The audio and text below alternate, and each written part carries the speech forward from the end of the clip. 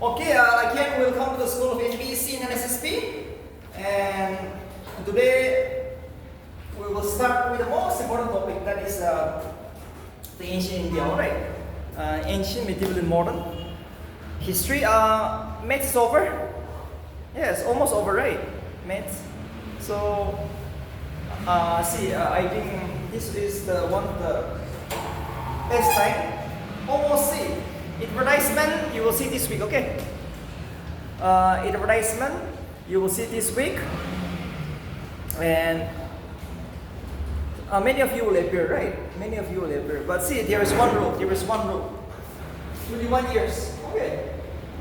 You should be 21 years by this year, January. Some of you won't be able to appear because of this one. Okay. The NBC rule is like this. You should be plus 21 years by the month of January this year. So if some of you are unable, your target will be next year. And most probably, our main target is next year for this page. But see, why so many youngsters? See, if you see the NBC result, it is 22 years, 24, and 25. Yes, most of this, right? 60% of them were from this page.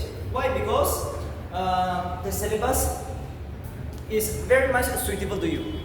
You see, every year the question pattern is changing, which is very good for a fresher. Yes. So my best wishes for you is you first try to finish the syllabus once. Okay, that's all. Basic thing is try to finish the syllabus once and try to cover the materials which we have given you. Try once. If not, we will try the next. Just like how to deal with it. Okay, so this is too important. Now here, the most important thing is, firstly comes the NSSP, right? I think the NSSP exam will be on November 22, right? And 115 posts. This year, the post is somehow less compared to last year. But see, it's okay. The requisitions, the exam will be held every 6 months in all. So every 6 months, you will be getting this opportunity. Sometimes it is 300, sometimes 400. So as of now, it's 115. Because this year only we have one NSSP. So again, next year in the month of March and April, you will see one NSSP again. So please, if you are really looking for this job again, November 22. This is the luckiest one because only those people now who have joined for NBC exam, coachings and all, right? These are the person who is going to crack this exam. Because here also the question is somehow, yes, come in. Here the question is also somehow tough. Okay, but NBC aspirant will have a very big advantage in this exam. So you are too lucky. Now maths is over, history, Nagaland is going to be over by next month, and just like English is over, right? English somehow you know. So now almost syllabus is done. So for NSSP, you are very lucky. And if you are, if you study at least 5 hours a day, many of you will crack. By next month, next year in the month of March, you'll be having a job. Okay, if you want just this LD and all, LD or 1 star and all, right? This NSSP, now you're getting a job now. Very soon, if you're aiming for this, just you need a job. Now you're going to get this job. So now please be very much sensitive now. Yes, syllabus is out. The NBC syllabus is out, NSSP is out. Advertisement is out for NSSP.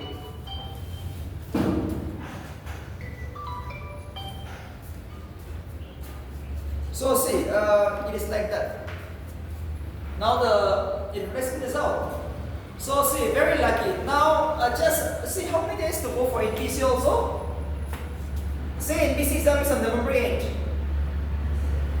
Our program date is November 8th. Okay. So, okay, you have 40 days. Okay. So 10 days is for revision. You will never study any new things in the last 10 days. 1 month you have. Okay. 1 month, we all know it is not possible to spend 10 hours. No, not possible. So, just focus 8 hours. Okay. At home, it does 6 hours here, it does 2 hours. You try to focus 8 hours. And you try your best. And this is how we will try to practice exam. Alright, you try your luck. Here, maths. Now you cannot study maths now. Whatever is done, you just At least one week. You just see on that. Okay. And the other time, now my best wishes is history and Nagaland. Okay. Now, one day you're going to break this exam. So history and Nagaland is going to be history will be history. Nagaland will be Nagaland. Will never change. So 1 month you memorize all this history and Nagaland. Don't spend any other things. Okay. You just try your luck because no time. You have just 40 days to go. So you just try your luck. History and Nagaland. You just memorize that. And that is how you will start your best foundation. And if you're very lucky, in SSB you'll get a job. In BSc also, if you're lucky, you will crack the prelims. First attempt, many of you will crack. If you follow the best trick. And Polity also, no need to study. Whatever I have teach you, you just see once. Right. So now my best wishes is in based on history and Nagaland. Please go for this now. And now no more social gatherings at all. Right. Now you can't do that. You can't do that. You can't go for social gatherings at all. You can't go for social gatherings at all. So now I will give you the history syllabus. Okay. History will come for 40 marks. The highest number of marks will come from history, prelims as well as mains. Mains is 50. Okay, mains 50. And only modern India. Remember, in NBC mains, there is no ancient and medieval. There is only modern India, which will carry for 50 marks. But for prelims, ancient, medieval, modern, everything is important. Everything is important. And I have given you one materials, right? I have given you one materials. You all bought it with 200 rupees, right? So that is more than enough. Okay, you memorize that. Don't study any other new things. You can memorize that. That is the best option. So here you learn some basic things again. Some addition is going to come. So please write the syllabus. Ancient India. Okay. Today we will start with ancient India. Ancient India. The syllabus.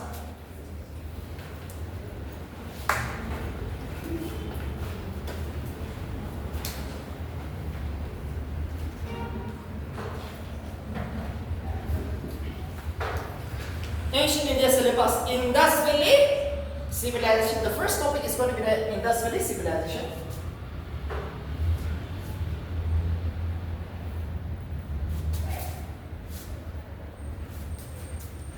Early and later Vedic.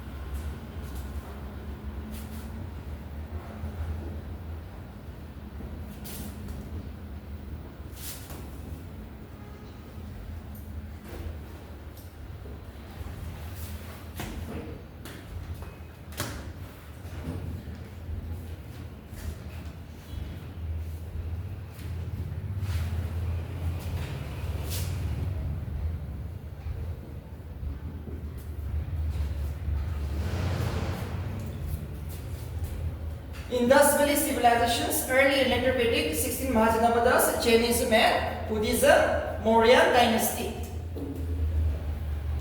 Mauryan dynasty.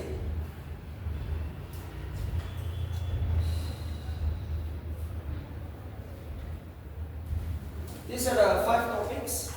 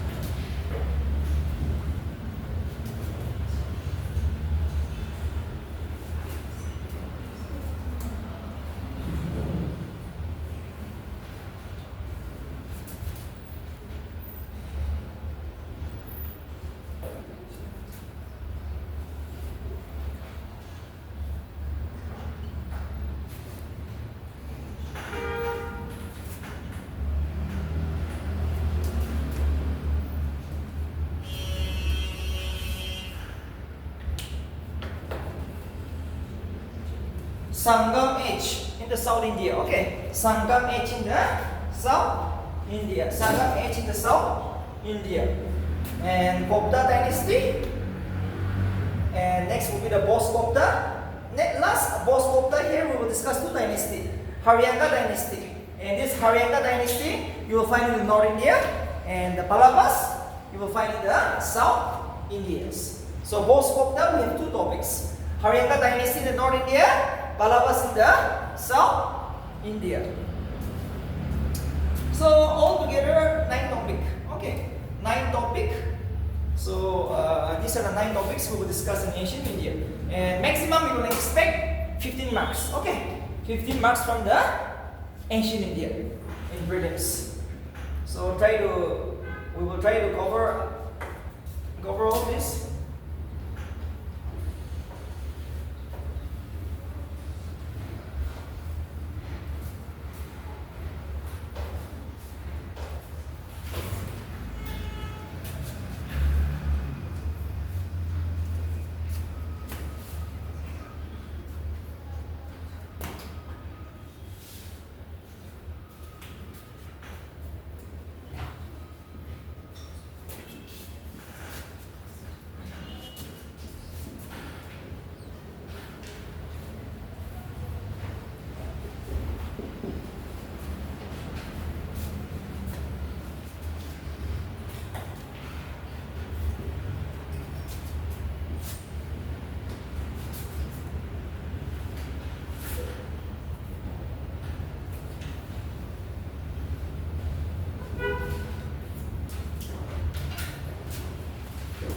Indus Valley civilization is the first topic. Okay. Remember, Indus Valley, it is the oldest civilization that exists in India. And the third oldest civilization in the world. Indus Valley civilization is the first civilization in India and the third oldest civilization in the world. And this civilization exists on the river Indus. This civilization exists on the river Indus. That is why this civilization is also known as the Indus Valley civilization, because it exists on the river Indus. And the time period of this civilization is from 2500 BC till 1750 BC. Okay, the extent of this civilization is from 2500 BC till 1750 BC.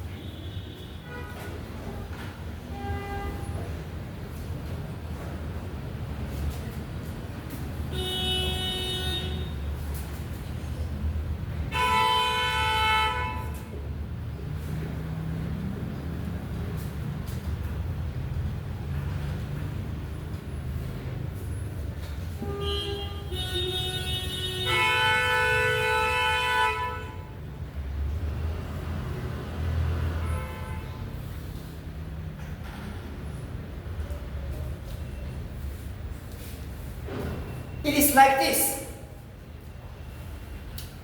The extent of this civilization is like this. In the north, it went up to Mandu. Mandu is in Jammu and Kashmir. In the south, it goes up to Daimabad. Daimabad is in present-day Maharashtra. In the South India, it went up to Daimabad, which is in present-day Maharashtra. In the eastern, it went up to Alamgirpur. In Alamgirpur is in present-day Uttar Pradesh. Eastern extensions of this civilization. And on the western, it went up to Sukajindur. Sukajindur is in present-day Pakistan. Okay, so the extent of this civilization, you have to remember, eastern extension, north, south, west. Too important. In the north, it went up to Jammu and Kashmir. In the south, Daimabad, which is in Maharashtra. In the eastern, it is in Alamgirpur. And in the western, it is in Sukajindur. Sukajindur is in present-day Pakistan.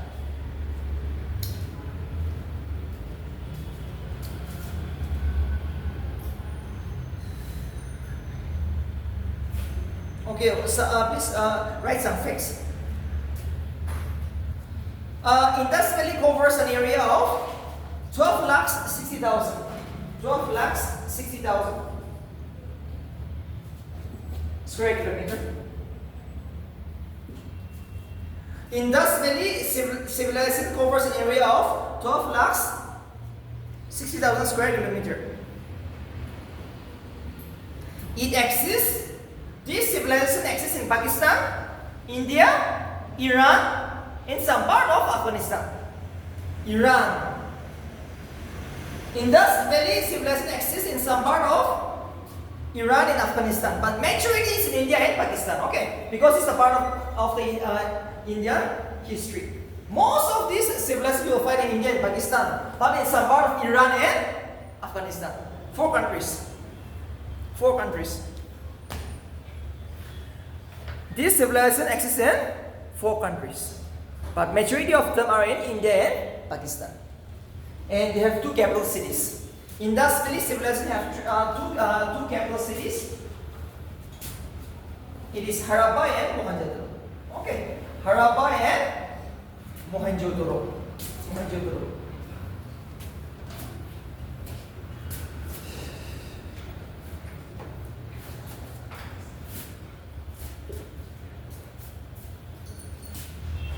Harappa and Mohenjo-daro.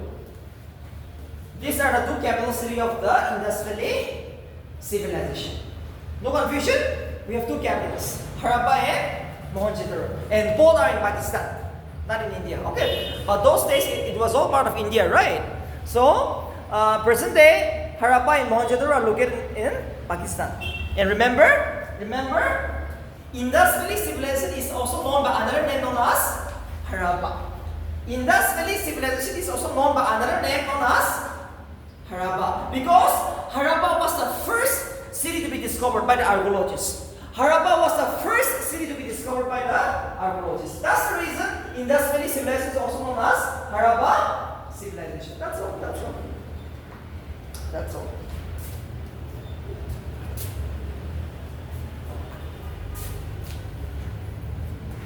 Okay.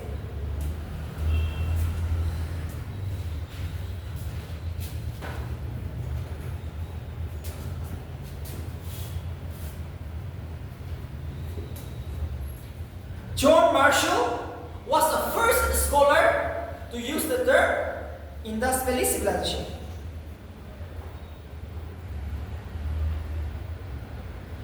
John Marshall was the first scholar to use the term Indus Valley civilization.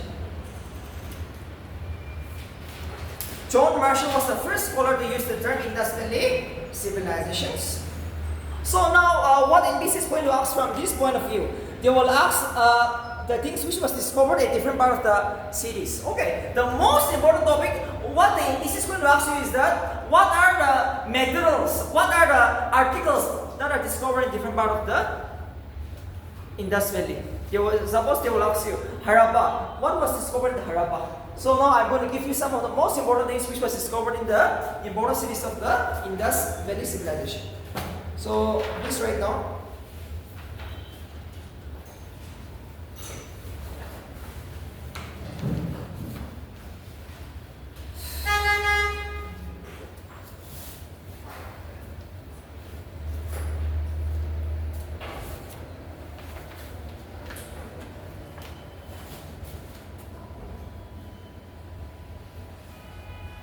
Harappa was discovered in the year 1921 and it is located on the river Ravi. Okay.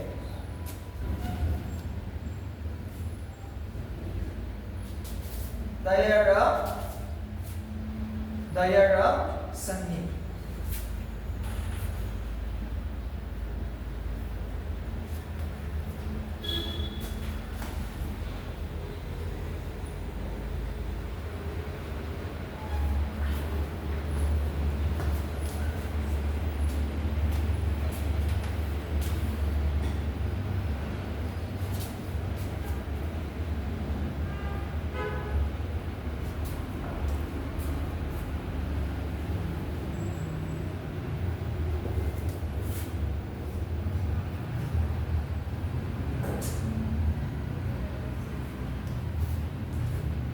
Harappa was discovered in the year 991 and it was discovered by Dairam Shani. And the most important thing is the great granary. Okay, where the rice which was cultivated, yes, were kept.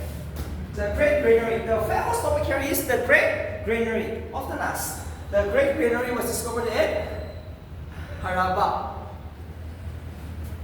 And one more, a beautiful cemetery was being discovered, a cemetery. And on top of that, stone symbols of a lingam. Lingam means the male sex organ. Okay, the male sex organ has been discovered here. So this is some of the most important findings in the Harappa. It was discovered by Dairam Shani. A granary, a cemetery, a stone symbols of a lingam, which means the male sex organ, were discovered in the Harappa. And Harappa is the first city to be discovered. This is too important. Harappa is the first city to be discovered. That is the reason why Indus Valley is also known as the Harappa civilization. Harappa civilizations.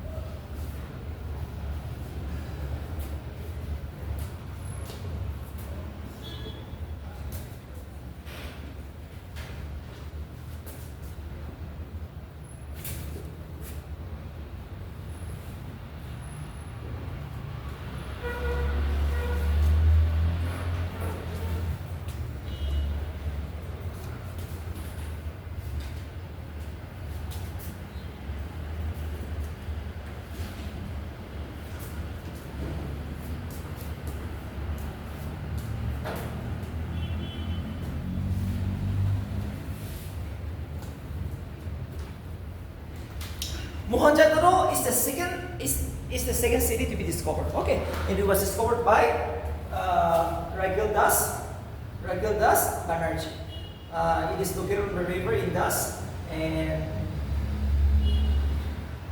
the most important thing discovered in Mohenjo-daro is the great bath, where public will come and take bath. Okay, a big bath, just like entire cities will come and take bath in this area known as the Great Bath, and it is located at Mohenjo-daro. And Mohenjo-daro literally means the Mount of the Dead. Mohenjo-daro is the place where the dead bodies were kept. Okay, once you die, you are going to be kept in Mohenjo-daro. So Mohenjo-daro often called as the Mount of the Dead. This was asked in basic prelims. What is the basic meaning of Mohenjo-daro? It means Mount of the Dead. So this is the two important from the basic point of view. Two questions can be asked: the Great Bath and Mount of the Dead. And who discovered it? Ragildas Banerjee in the year 1922, and it is located on the river Indus. It is located on the river Indus. So these are the two important cities, and these were also the capital cities, right? Harappa and Mohenjo-daro were both the capital city of the Indus.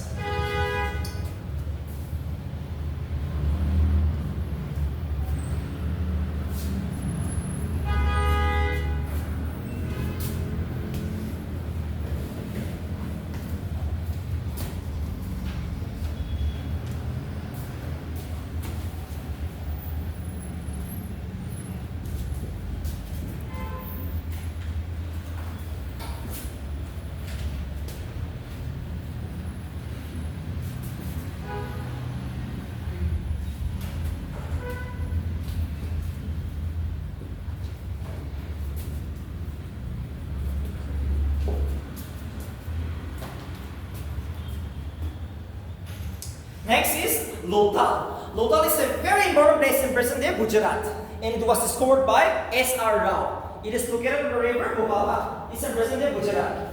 Lothal is a very important city in present-day Gujarat, discovered by S.R. Rao, and it's on the river Bhopal. One of the most important things here is the dog here.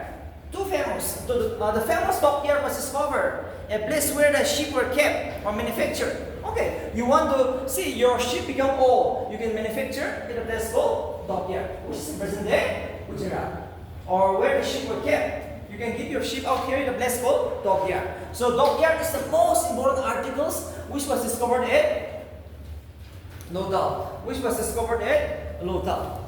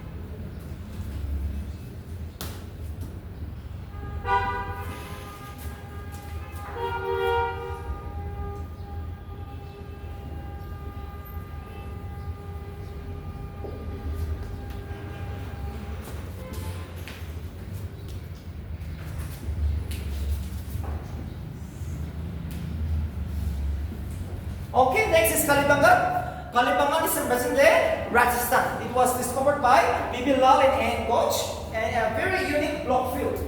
Okay, we all know rice was cultivated in this Indus Valley, Indus cities. So a unique block field was discovered at Kalibangan, which is in present-day Rajasthan. In basically, the only thing they will ask is the block field. Where was the block field discovered? It was in Rajasthan. And it was discovered by Bibilal and Koch, and it was Kakhar. It is located on the river Kakhar. Bibilal and Koch. Okay, so a unique block field was discovered. A unique block field was discovered here.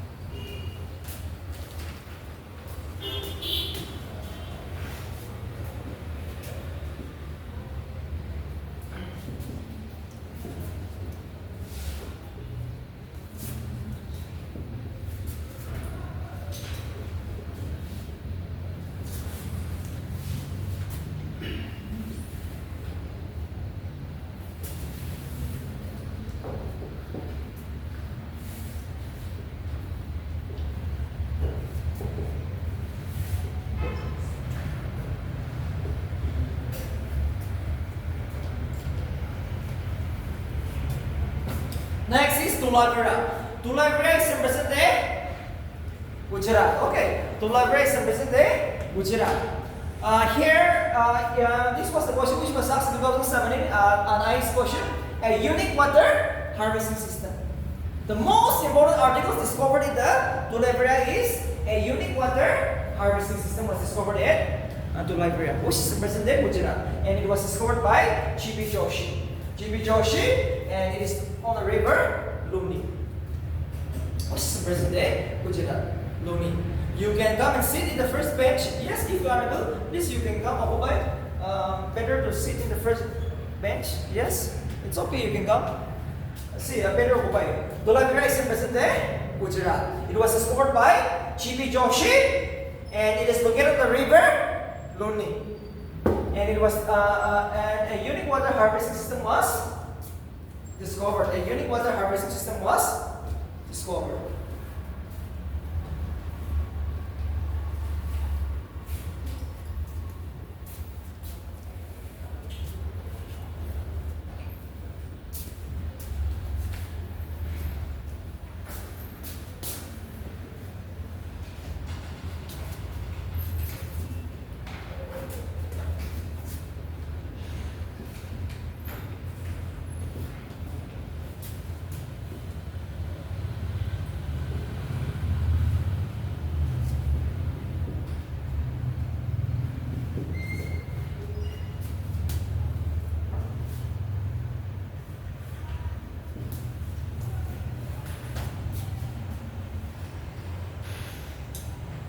Jammu is a very important city in present-day Pakistan. It is the only Indus city without a building. Citadel means only city without a building. Okay, just like Kohima is a city, right? So many buildings are there, but just like that, Jammu was also a very important city, but without a building. Very unique, right? With only Indus city without a building. which means Sidedu. Only Indus Valley is known as Sidedu. And it is in present day Pakistan. And it was discovered by N.Z. Majumdar. N.Z. Majumdar. And I'm sorry, N.G. Majumdar. And it is also located on the river Indus. It is also located on the river Indus.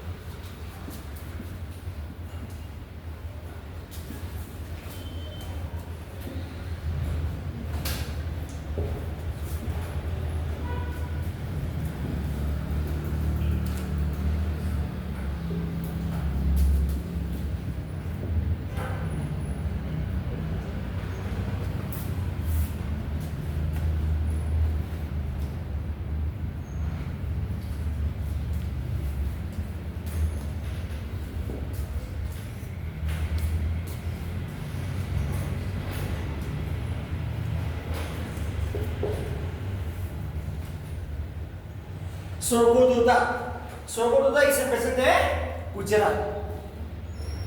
Sorgoduta is in present day Gujarat.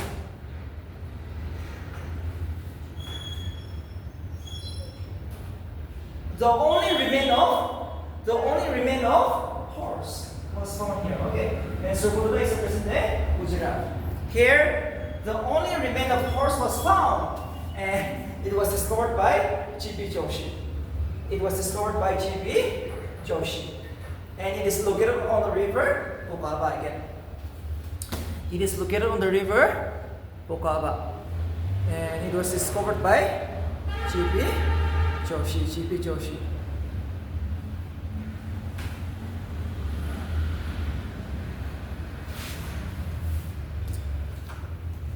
G.P. Joshi. And the remain of horse. The only remain of horse was found in this area.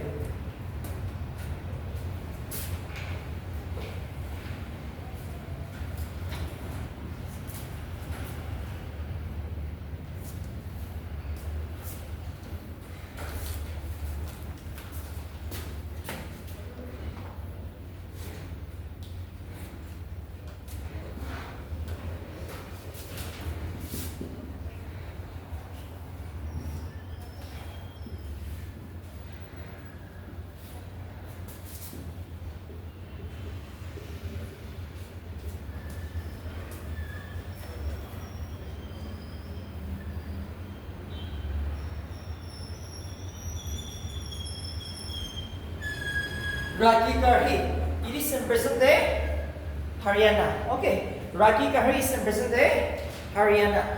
So this Rakigarhi, it is in present day Haryana. It was discovered by Amarendranath. It is on the river Indus. It is on the river Indus. And this Rakigarhi, it is the largest Indus city to be discovered in India. Rakigarhi is the largest Indus site to be discovered in India. Rakigarhi is the largest Indus site to be discovered in India. Rakigarhi is the largest Indus site to be discovered in India, and it was discovered by Amarendranath Singh. It is on the river Indus. It's on the river Indus. So these are some of the important things which was discovered at this important site, Indus Valley. Now let's see some business. Okay, some business of these people. Some of the business which they have done.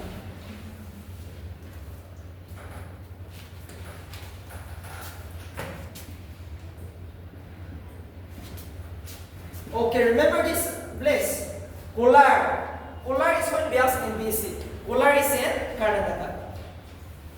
So from Kolar, the Indus people imported the coal, the precious coal. Okay, the precious coal.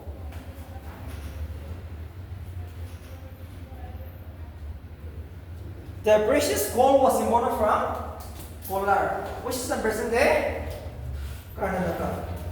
Next is copper.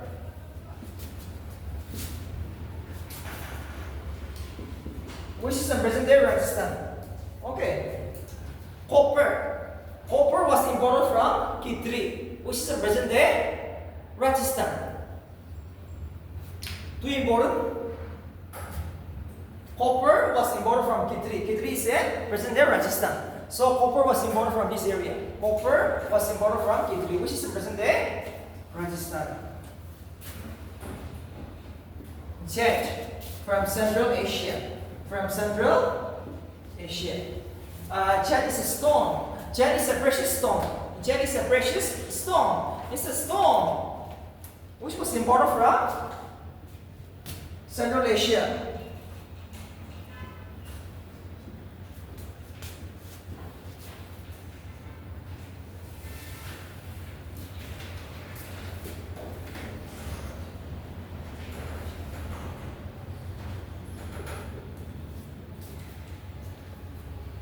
Lapis lazuli. Lapis lazuli is a precious stone. Lapis lazuli is a precious stone which was imported from Afghanistan.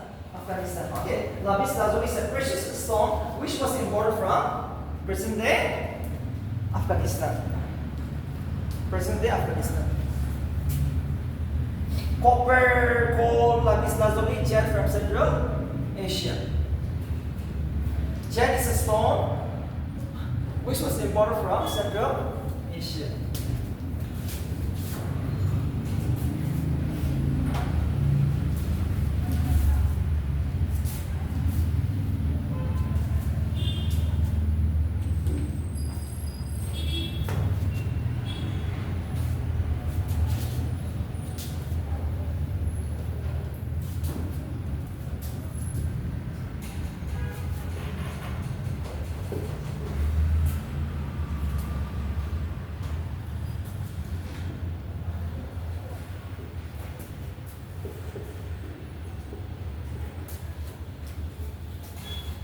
Chalcedonians and garnelians. Chalcedonians and garnelians. These are precious stone which was imported from West India. Present day Saurashtra. Saurashtra is in Gujarat. Okay, so these are from West India. And these are known as a precious stone. Chalcedonian and garnelians. Chalcedonians and garnelians are precious stone which was imported from Saurashtra, which is the West India today, Gujarat.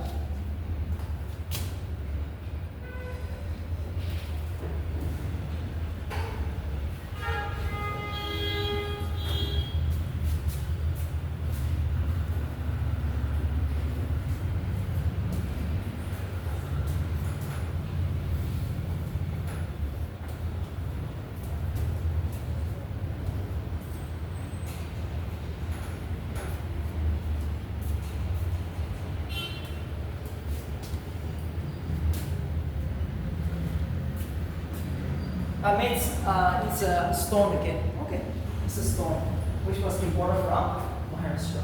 It means it's a stone which was imported from present day Maharashtra.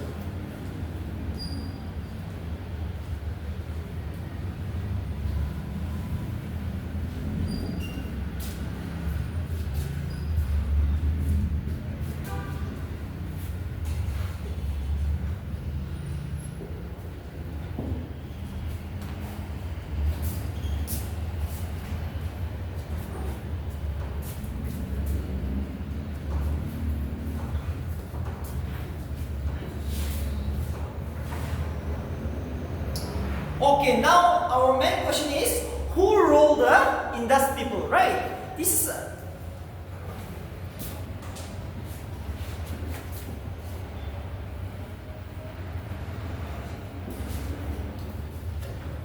most urbanized city in the world. Okay, Indus Valley is the most urbanized city in the world. From north to south, west to east, everything is perfect. Just like modern day. You take the best example of New Delhi, right? Our capital city, New Delhi, is very much developed, right? Like that, Indus Valley was one of the most urbanized city in the world. Even though in those days, too urbanized. But no, there was no kings, there was no queens. It was ruled by a group of merchants, which means businessmen. It was believed that the Indus people were ruled by a group of businessmen, merchants. No kings and queens, okay? No kings and queens, remember? No kings and queens.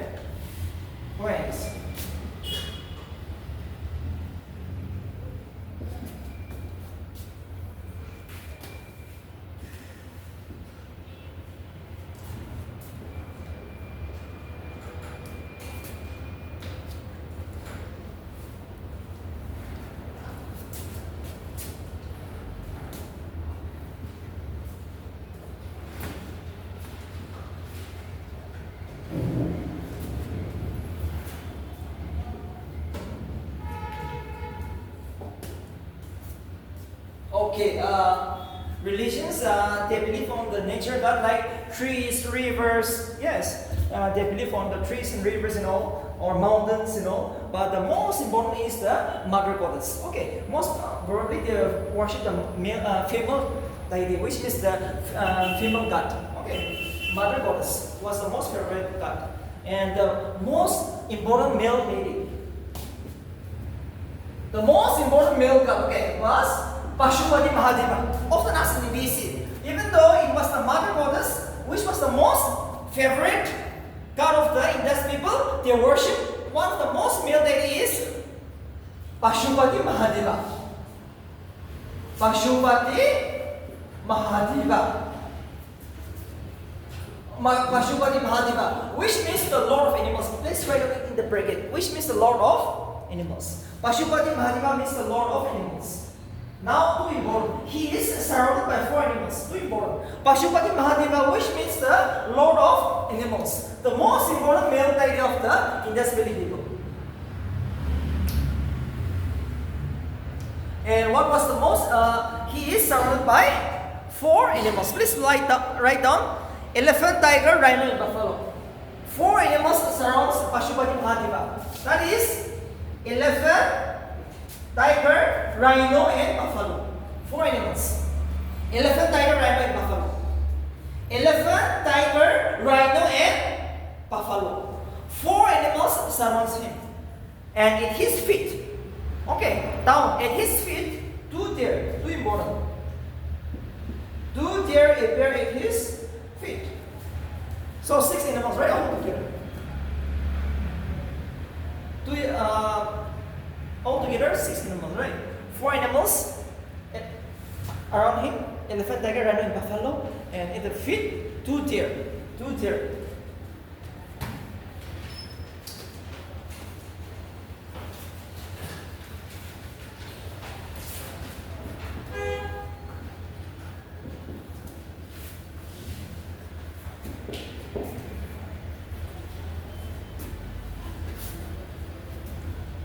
Often asked, this animal, he is seated in a yogic posture, okay, like this somehow. This was also asked, in what position this god has been seated. So, just like a yoga, right? This is yogic posture. He is a sitting position. Yogic posture. Sitting position. And animals, please remember.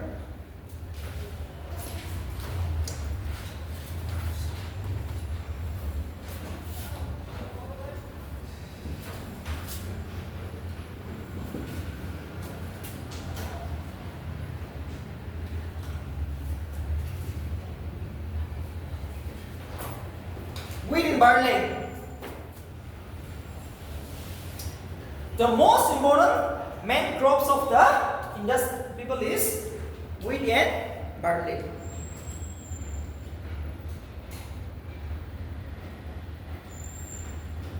Wheat and barley are the 2 most important main crops of the Indus Valley people. Main crops. Wheat and barley. Wheat and barley. The most important main crops. Wheat and barley.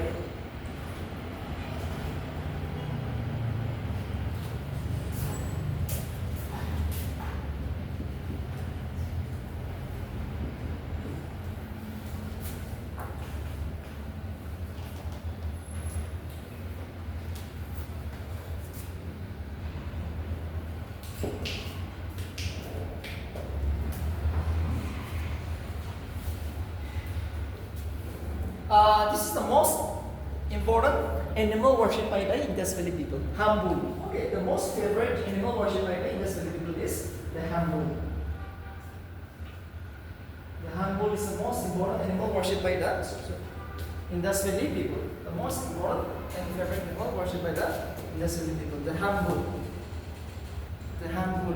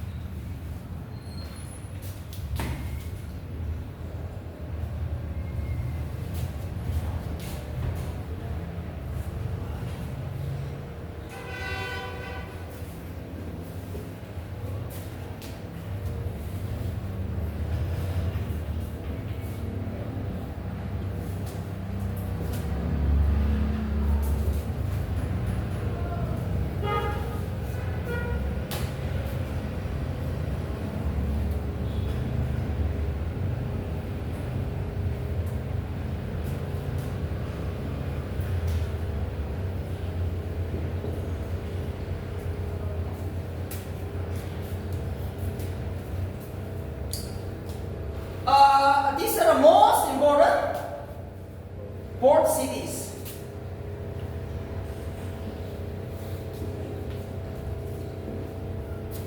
Often asked in BC, Aladino, Sukatindo, Luda, Balakot, and Kundasi. These are very important port cities of the Indus Valley people.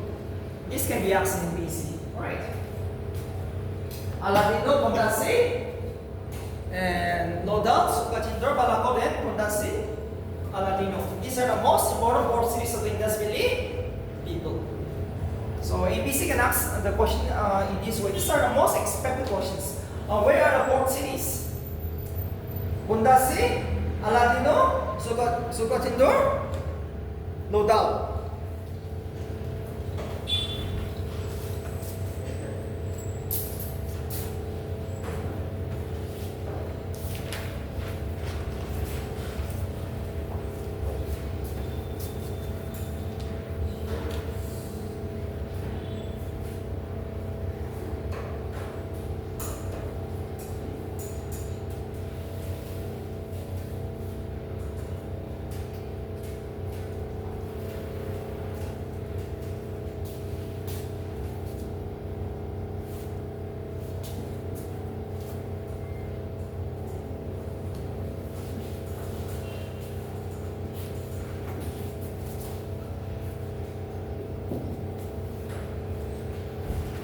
See, for us, when we write, we start from here, right? And we'll end here. That means from right to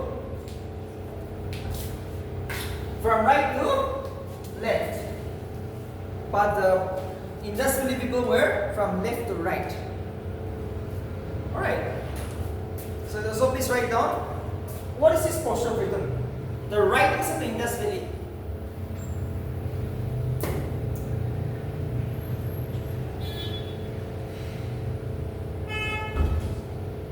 I'm so sorry. I'm so sorry. It was from right to left. Right to left. For us, I start from here. I will end up there. But for these people, they will start from here. And they will end up here. Okay, so it's on us, right to left. Posture, but which is not posture? Fetal. Now, my last question would be, how this civilization came to an end?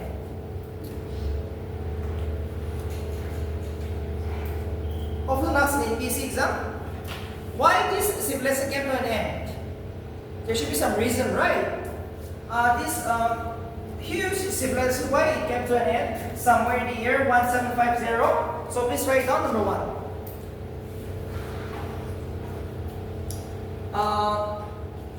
Change of course of river Indus. Change of course of river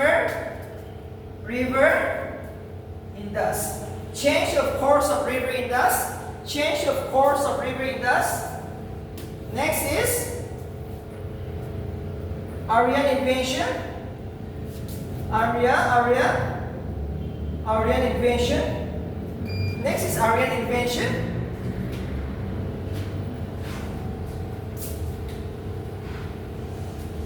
Next is earthquake. Might be earthquake. Might be flood. Might be earthquake, floods. Change of course of river Indus. And next is natural decay. Natural decay. Natural decay. No confusion? Natural decay. That's all. These are some of the reasons put forth by the scholars. Okay.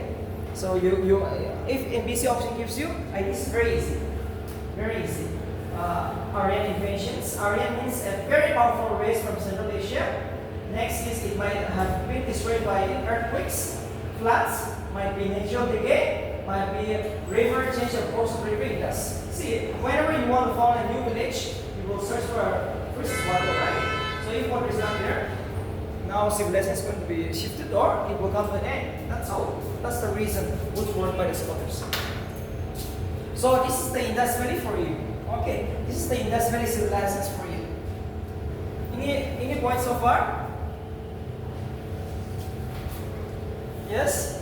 First bench? Any doubts so far in this topic? Indus Valley civilization?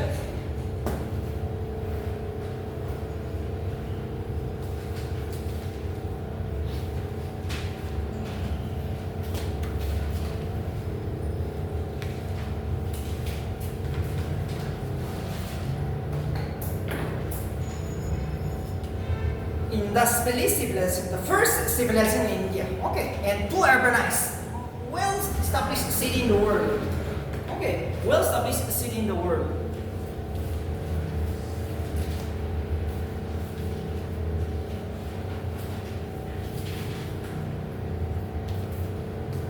Today, most of you have turned up. Actually, all together we have 37. Okay, 37. Your page. Just 25 is turned up today. It's a good one.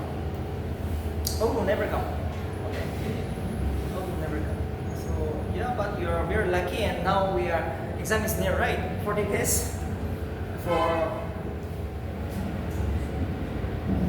any 60 days, right? You will use the exam, right? And we're 22. So very much possible. Okay, this is very much possible. You have 60 days. So 50 days, within 50 days, you can study history in Nagaland. That's all. What you will ask more? History in Nagaland, some basic Lucin. Alright, so that is more than enough. And from October 15, we will start with online class. You study at home, okay? This is just an exam break in the evening. We will start with at least 1.5 hour geography and science before the NBC prelims. And after that, we will start with offline again, with the same topic. Alright, so this is too important. From 6:30 till 8, we will start with online classes every evening. From 6 to 6, within that, you study at home, okay? It will spend 6 hours. Minimum 6 hours now. Try your best, very much possible. Now see if the 22 year is correct for you also, very much possible. So this is how, at least we need someone, and this is speed. You are sure you will break. But for NBC also, anything is possible. If you don't have any problem, we will go with the next topic, early and later Vedic. Early and later Vedic.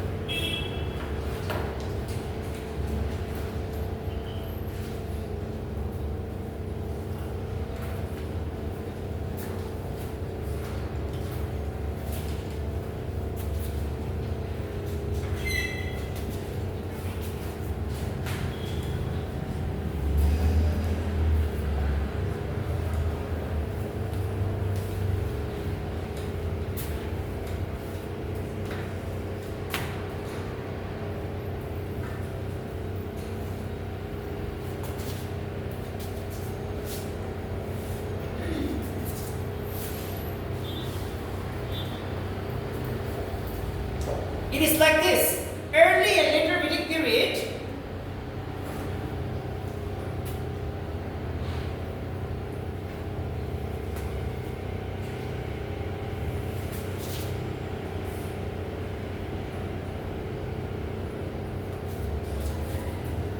Early Vedic period settled down in a place called Axis or civilized in a place called land of 7 rivers, which means Sapta Sindhu, often asked in BSc. Sapta Sindhu. Where does the early Vedic period settle down? In a place called Sapta Sindhu. Okay.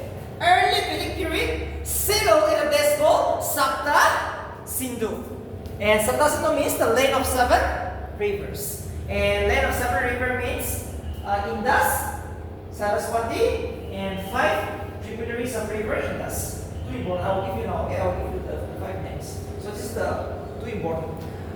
early Vedic period exists in a place called Sapta Sindhu, which means the land of 7 rivers. And 7 rivers are Indus, Saraswati, and 5 tributaries of river Indus, which are Ravi, Bias, Satluj, Jhelum, and Chenab.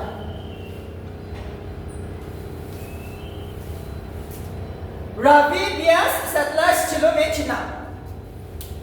These are the 5 tributaries of river Indus. These are the 5 tributaries of river Indus.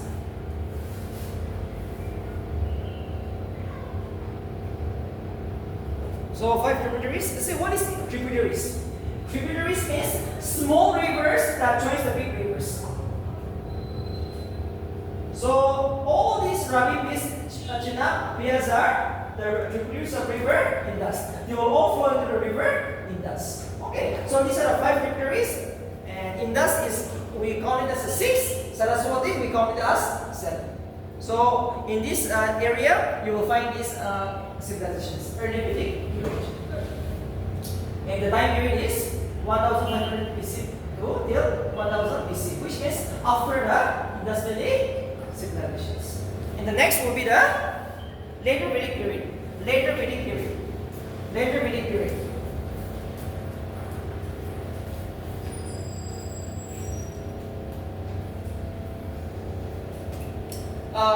Later Vedic period, it exists in a place called Gangetic land. Okay, that means where does the river Ganga flows? Okay, so you see the river Gangas in geography.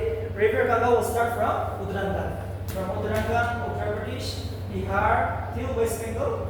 So in this area, you will find the later Vedic period. And the time period, it has also changed. 1000 BC till 600 BC. 1000 till 600 BC.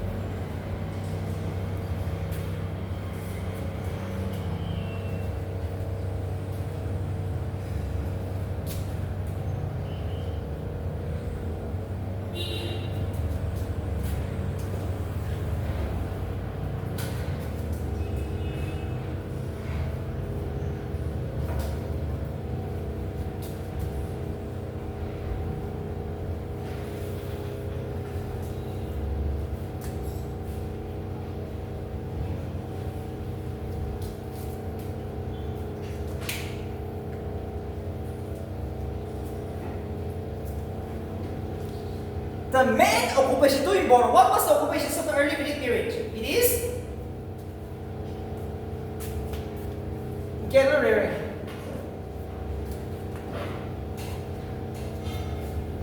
They never settled down. Okay. Or hunting. Hunting, cattle rearing was the most important occupation of the early Vedic. They never settled down. They moved from place to place. Okay. They never have settled down to cultivate rice. No, it was never done. But in the later Vedic period, they settle down, and their main occupation become agriculture. So that shows that society is going to be developed. Okay, more in the later Vedic period. Just use common sense. When you say cattle rearing, no. When I'm doing cattle rearing, I don't have time to cultivate. My job is I'll go for hunting, and I will try to have some cows and all, right? Well, often asked in BC, what was the most important whale? The cow. Cow was the most important whale of the early Vedic period. The war is going to be fought just because of cow. In the early Vedic period, the wars is going to occur between two villages, two kingdoms, just because of the cows, not for any other purpose. Now, one more thing.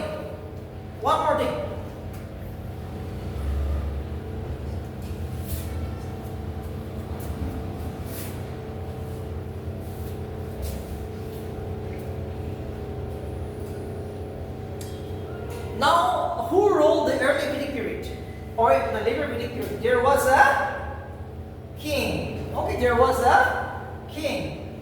But now I'm going to explain something here. Yes, there was a king in the early Vedic also, later Vedic also. However, here the king was a good king in the early Vedic period. Okay, the king is like a minister now, who is elected by the people, removed by the people anytime, if he is not good. Too important. There was a king. It was the king who ruled the early Vedic period. But the king was responsible to the people. The king is elected by the people, removed by the people. But in the later Vedic period, no. The king was not responsible to the people. He became too despotic. He became too powerful. King, to become a king, you have to be a rich man. You have to be powerful. The king will never protect you. His main job is he will become more rich. My job is I will capture more land, more people, I will have more servants, I will enjoy my life.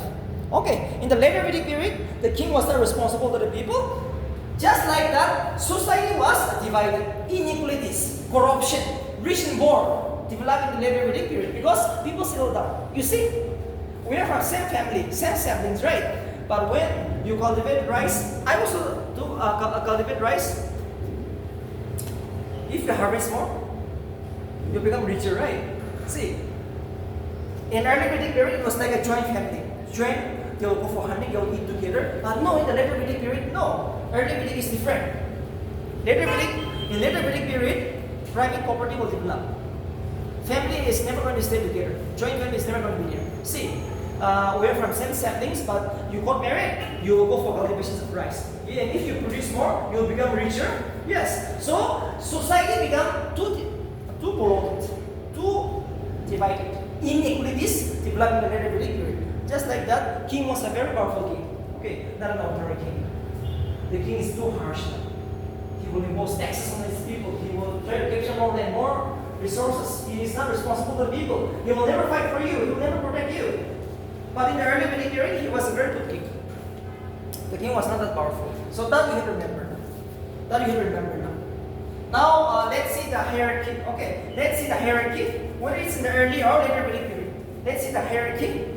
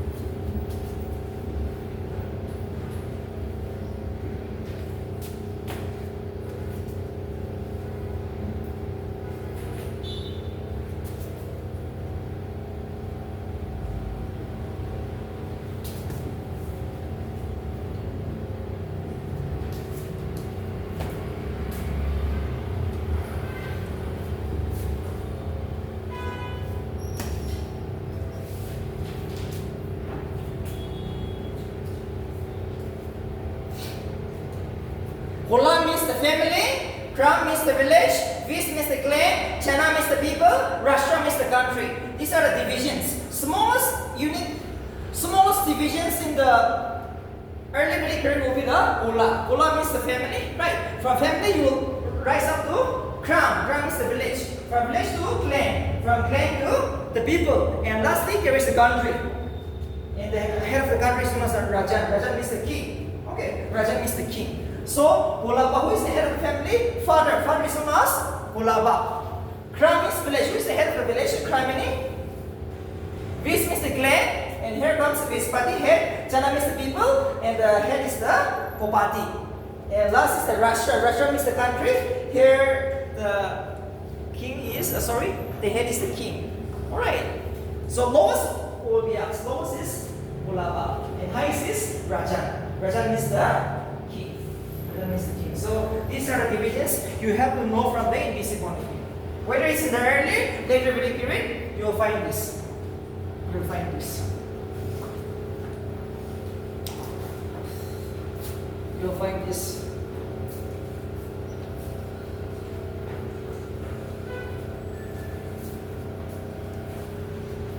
You like the topic?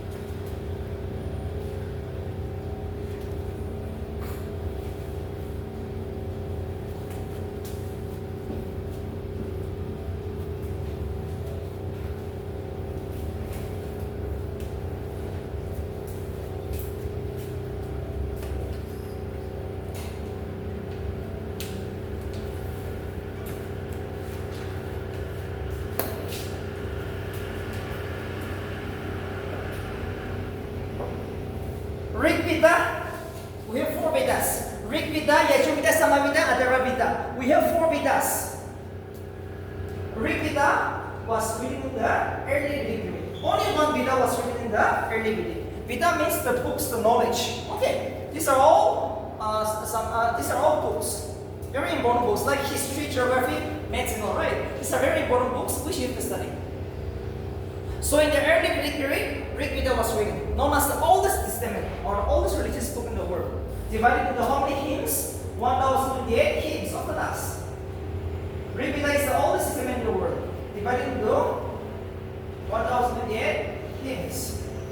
And it's the oldest testament. Rig Veda and known as the oldest religious book. Oldest religious book. Next is the so say, NPC can ask this way. Rig Veda is also known as early Vedic period. So sometimes NPC will never give you early Vedic period. They will give you Rig Veda period. It is same, okay? Just like the main occupations of the Rig Veda period, they will confuse you. But it is same. The question is same. Just like the name is different. If early Vedic is not there, but the name Rig Veda is there, it is same with early Vedic. Because this was written in the early Vedic period. Because Rig Veda was written in the early Vedic period. Too important. In the later Vedic period, Samaveda, Yajurveda, and Adhara Veda were written. Samaveda, in the bracket you can write down book of melodies. Book of melodies. That means to sing some very important good songs, right? Book of melodies. Samaveda is known as a book of melodies. Yajurveda means book of sacrifice. Yajurveda means the book of sacrifice. That means, the Hindus know they will sacrifice so many things, right? So some of the rules and regulations which you have to follow when you go for sacrifice is contained in Yajurveda. And Adhara Veda means magical formula.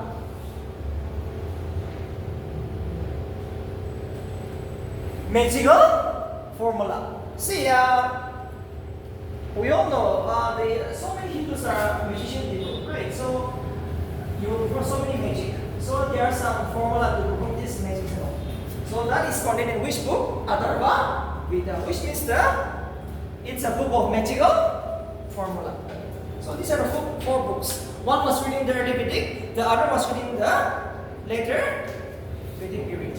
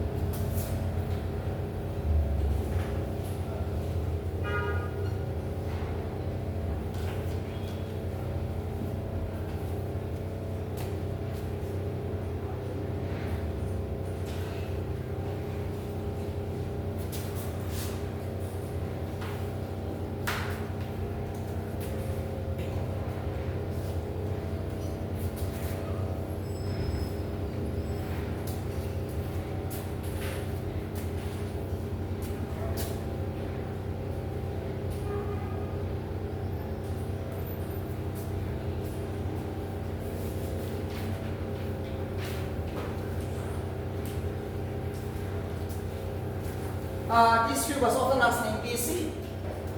Three assemblies which were too important during the early Vedic period. Shapa means the committee of elders. That means the old men. Alright. The old men will come together and discuss very important issue known as Shapa. Shapa means the committee of elders.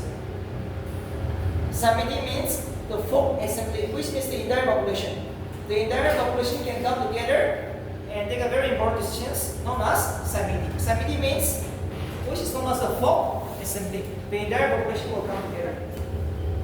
And Vidada means the tribal gathering or assembly. Vidada means the tribal gathering or assembly. Vidada means the tribal gathering or assembly. Tribal gathering or assembly.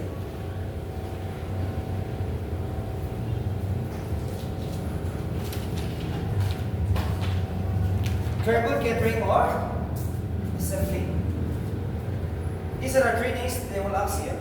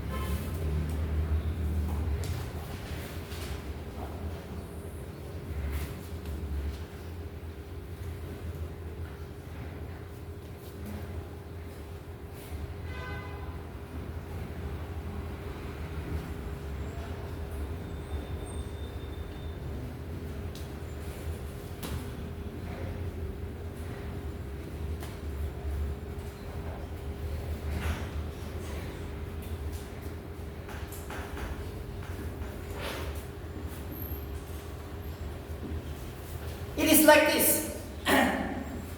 Rigveda is a very big book, okay? It's a long one. So it is divided into 10 mandalas, 10 divisions. Chapter 1, chapter 2. Take the example, right? Take the example, mandala means chapter 1, chapter 2, chapter 10. Till 10 chapter. So mandala means just like divisions. Okay, chapter 1, chapter 2. So, here we have 10 chapters. So, the last chapter contains the famous Purusha Shokta. Purusha Shokta, often asked in BSc. What is this Purusha Shokta? Purusha Shokta is a part of the 10 mandalas, which is also a part of the Rig Veda. The last mandala, the last chapter of the Rig Veda contains the famous Purusha Shokta, which is just like a hymn or a poem. Here it says that there are 4 types of people in this world. The Hindus, okay? Hindus consist of 4 types of people. First is the Brahmins, which means the priests. Brahmins emerge from the mouth of the Hindu god. Because believe that the Hindus have so many gods, right? Just like Krishna, or so many gods are there. So, from the mouth emerge the Brahmins, the most respected people in the society, known as the priests. Just like a pastor, right? These days. So, the priests, and from the arms comes the Kshatriya, which means the army, the wearers. Okay, just like the armies, the wearers. And from the thigh comes the Vaishyas. Vaishya means agriculture, who are farmers. And the last is from the feet, from the lowest comes the Shudras, which means the untouchables, the worst men in the world, right? The untouchables. So these are the worst people, untouchables. That's all. So remember,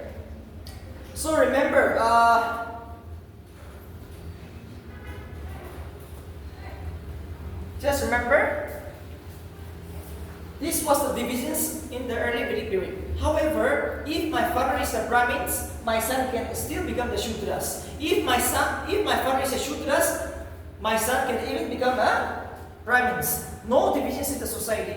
Society was equal. Okay, flexible, accountable in the early Vedic period. Anyone can do that. Just like today, right? Your father is an army officer, his son can even be a driver. Because if he is unable to crack the exam, based on merit. But no, in the later Vedic period, the society became too polluted, too unequal. When people settle down, yes, from village he will come to town, from town he will come to city, from city, urban cities. In the later Vedic period, society becomes very much polluted. So now, if my father is a Brahmins, I will become the Brahmins. If my father is a Sudras, I will still remain Sudras. I have the capability even to become a king, but no, I will never be selected. That's the reason this is developed. Okay, this has the inequalities has developed. So now I'm going to give you, if you want to become a king, you have to perform 3 sacrifices in the later Vedic period. 2 famous. If you want to become a king in the later Vedic period, you have to perform 3 sacrifices before you become a king in the later Vedic period. So remember, in the early Vedic period, society was very equal. But in the later Vedic, no, everything changed. In the later Vedic, the king is not responsible. The people are become too rich. The slave, there are so many slaves. Slave was never created by God, right? It was creation of the people. So it's too important.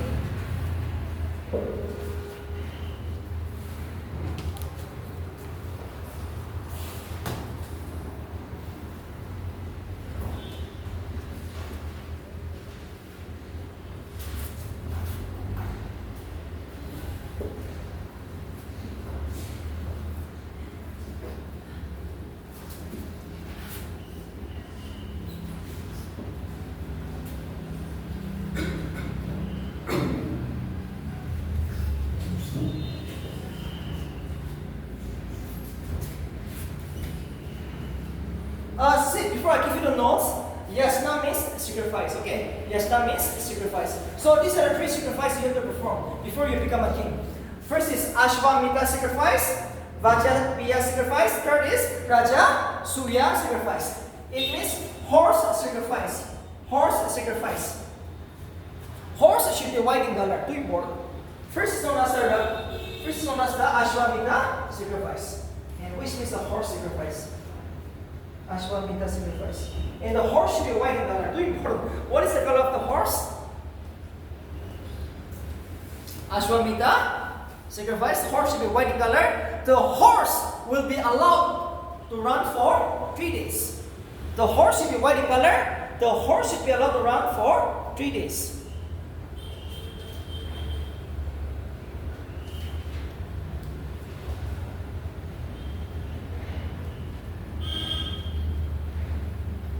And the area which is covered by that horse for 3 days will be the area of that particular king.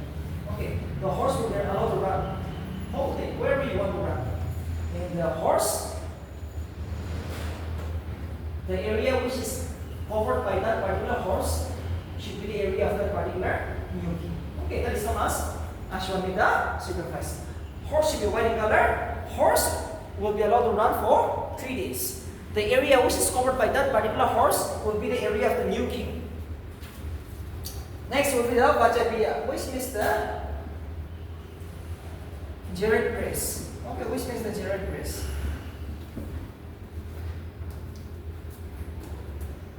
And last day, Rajasuya means assuming of office.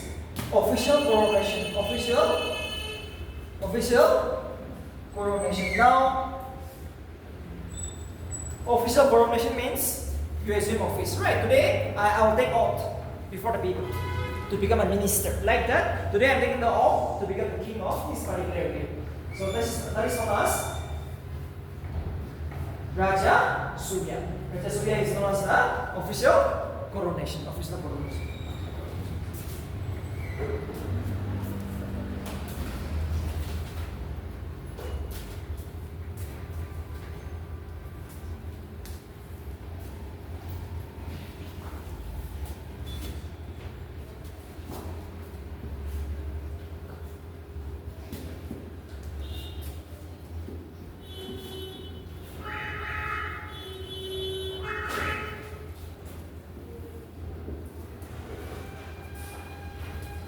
We all know the king is too powerful, right? But we all know the king cannot rule over by himself.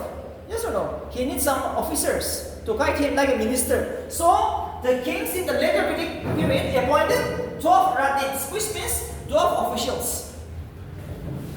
The king appointed 12 officials to help him in the administration of day to day. Alright, so now let's see the 12 officers.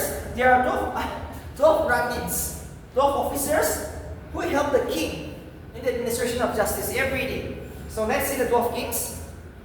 Let's see the 12 kings, 12 officials who help the king in the administration of justice. First will be the Purohit, which means the priest. Which means the priest. Maheshi, which means the queen. Maheshi, which means the queen. Yuvraja, which means the crown. Which means the crown prince.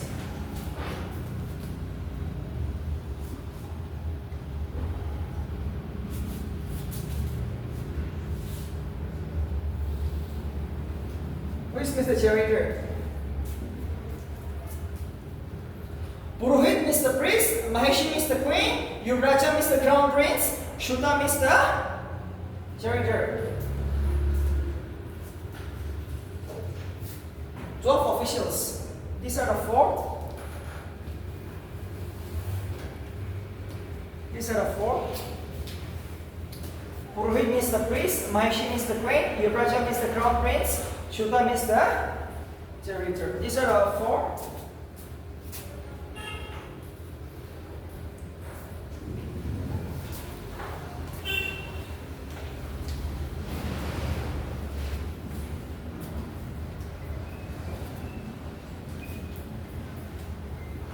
Sinani means the army chief.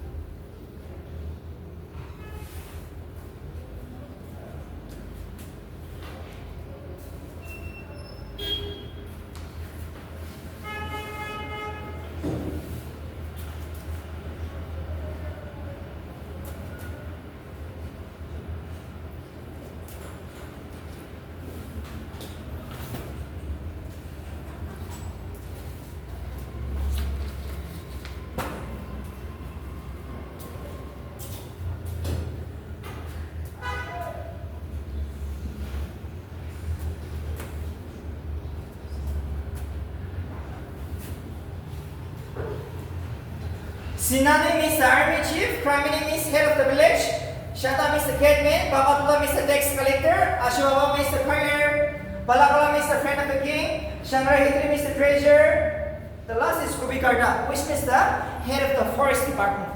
Kubikarta means the head of the forest department. The head of the forest department. Head of the forest department. So these are the 12 officials. Alright.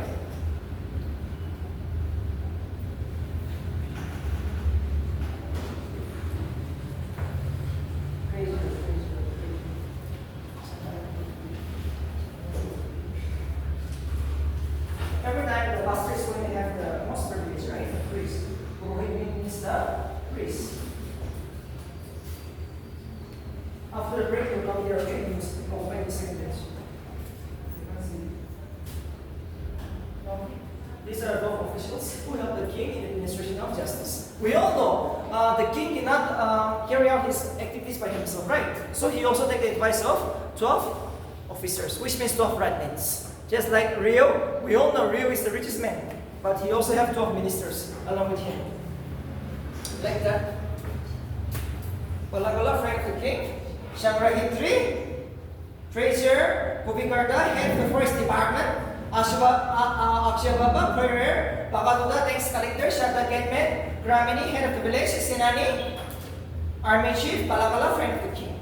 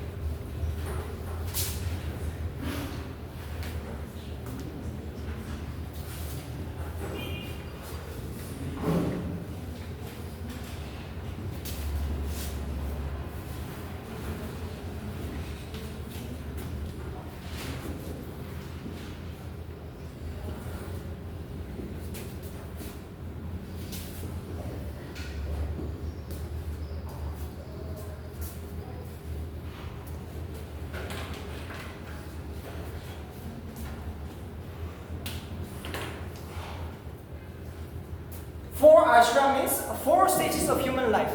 Ashrama system. It is believed that a person will live for 100 years. Okay, even in the ancient period, it was believed that a person is going to live for 100 years. So, a person will go through 4 stages before he dies. A person will go through 4 stages, which means the ashrama system. The 4 stages of human life. The 4 stages of human life, which means the ashrama system. 2 important. And this was introduced in the later Vedic period. 2 important. Let's write down the ashram system. The 4 stages of human life was introduced in the later Vedic period. Later Vedic period. Ashrama system. 2 important. The 4 stages of human life was introduced in the later Vedic period.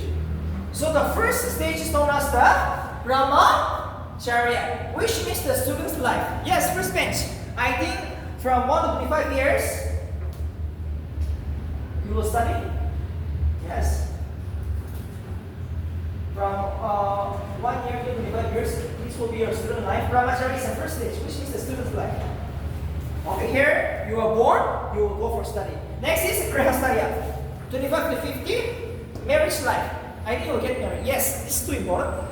From 25 to 50, you will get married, you will settle down.